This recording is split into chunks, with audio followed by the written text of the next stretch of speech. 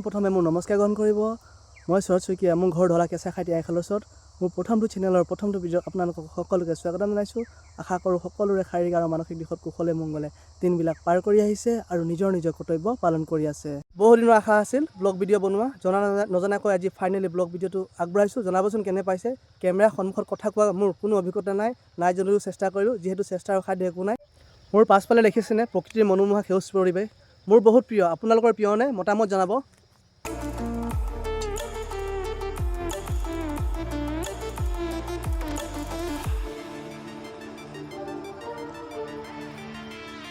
আজি যিহেতু মোৰ প্ৰথম ভিডিঅ' হয়, ভিডিঅ'টো বৰ দীঘলীয়া নকৰোঁ। মোৰ ভিডিঅ'ত কি দিয়া হ'ব তাকে দুআষাৰ ক'ব খুজিছোঁ।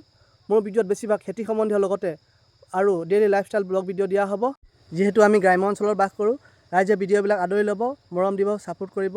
আজিলৈ ভিডিঅ' ইমানতে শেষ কৰিছোঁ। মোৰ ভিডিঅ'বিলাক চাই যদি আপোনালোকে ভাল পায় তেন্তে লাইক, কমেণ্ট, শ্বেয়াৰ, ছাবস্ক্ৰাইব কৰিব।